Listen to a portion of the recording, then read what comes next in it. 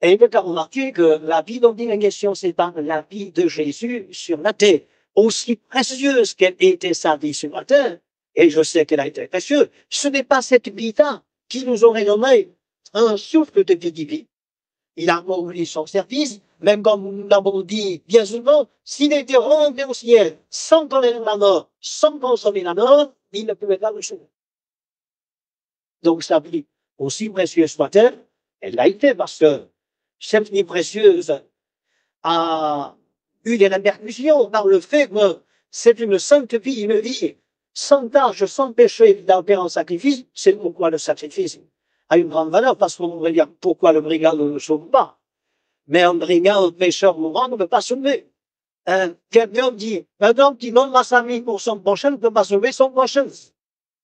Il fallait une sainte vie, et c'est la vie de Jésus, bien sûr. Mais ce n'est pas sa vie, sa sainte vie qui nous sauve. C'est le fait que cette sainte vie, il va, disons, la convertir. Il va prendre la place du pécheur et mourir à sa place. Et comme le péché de la place à terre, alors il va triompher d'abord. Mais cette vie de résurrection, il va l'offrir en partage à ceux qui tiennent à lui. Alors nous sommes plus ou moins d'accord qu'un enfant de Dieu, c'est pas quelqu'un qui croit en Dieu, qui s'efforce, disons, d'arriver à des résultats, qui va aux offices régulièrement pour avoir un bon vin de la part du Seigneur, qui dit, j'ai de mon devoir de chrétien. Un enfant de Dieu, sans plutôt, c'est quelqu'un qui reçoit la vie de résurrection, et qui par cette vie peut glorifier Dieu, parce que dans le jour, il n'a aucun mérite, il est libéré, affranchi de tout ce qui pouvait autrefois le devenir par la servitude. Cette vie, c'est la vie de Dieu qui est donnée, qui est comme une mère.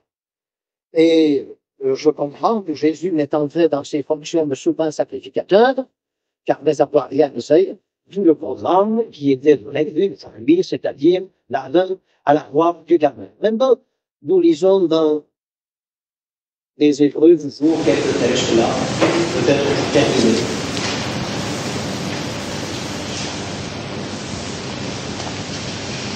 Nous terminerons par un texte qui est peut-être avant ce que nous allons lire, mais enfin nous allons lire ceci. Hébreux chapitre 5, alors vous restez dans l'Épître aux Hébreux, nous allons terminer ce soir concernant en quoi consiste ce souverain sacrificateur. Hébreux 5, 1. En effet, tout souverain sacrificateur, rien au milieu des hommes. Donc ici, nous sommes dans l'Ancien Testament. Le souverain sacrificateur pris du milieu des hommes est établi pour les hommes dans le service de Dieu, afin de présenter des offrandes et des sacrifices pour les pécheurs. Vous le savez, c'était dans le rôle du souverain sacrificateur. Et des fils, bien sûr. Il veut être indulgent pour les ignorants et les égarés, puisque la faiblesse est aussi son partage. Et c'est à cause de cette faiblesse qu'il doit offrir des sacrifices pour ses propres péchés comme pour ceux du peuple. Nul ne s'attribue cette dignité s'il n'est appelé de Dieu comme le vieux Aaron. Et Christ ne s'est pas donc plus attribué la gloire de devenir souverain sacrificateur, mais il advient de celui qui lui a dit, tu es mon fils, je t'ai engendré aujourd'hui, comme il dit encore ailleurs, tu es sacrificateur de toujours, selon l'ordre de Melchisédek. Et je vous ai remarqué une personne, il y a bien l'ordre de Melchisédek. Qui est-ce? C'est un Dieu. C'est un Dieu qui est sorti comme cela, par hasard. Ça qui signifie son titre, Melchisédek, roi de terre, roi de justice. Donc, Melchisédek ici est une manifestation de Dieu, comme l'âme originelle, comme nous voyons dans l'Ancien Testament, des manifestations de Dieu, que Dieu s'est manifesté à plusieurs reprises. Et Melchisédek, un bon testament, est une manifestation de Dieu. Pourquoi? Parce qu'il est sans généalogie, et il n'a ni commencement de jour, ni fin de vie. Il est Dieu.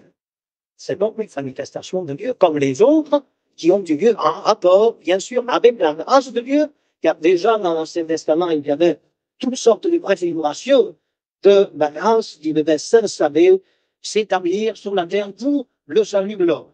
Alors, c'est lui qui, dans les jours de sa chair, ayant présenté avec les grands cris, avec l'âme, des prières et supplications à celui qui pouvait sauver ta mort, ayant été exaucé à cause de sa piété,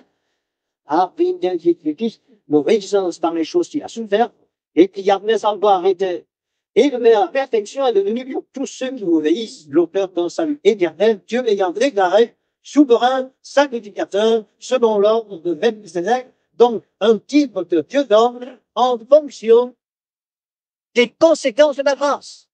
Car ça ne s'arrête pas à la croix, mais sortant du tombeau et monter dans la gloire, Christ officie. Vous remarquez, il ressuscité tout le monde de la manière. Quand Christ est ressuscité, il n'a pas apparu à tous les hommes, il a apparu à ceux qui le passaient. Unique. Et il est évident que des gens qui ne voudraient pas le Seigneur Jésus, ils ne se montreront pas. Ça, c'est sûr. Et nous qui le servons, eh bien, nous devons le servir par là. Nous avons un autre texte dans Hébreux chapitre 7, verset 26.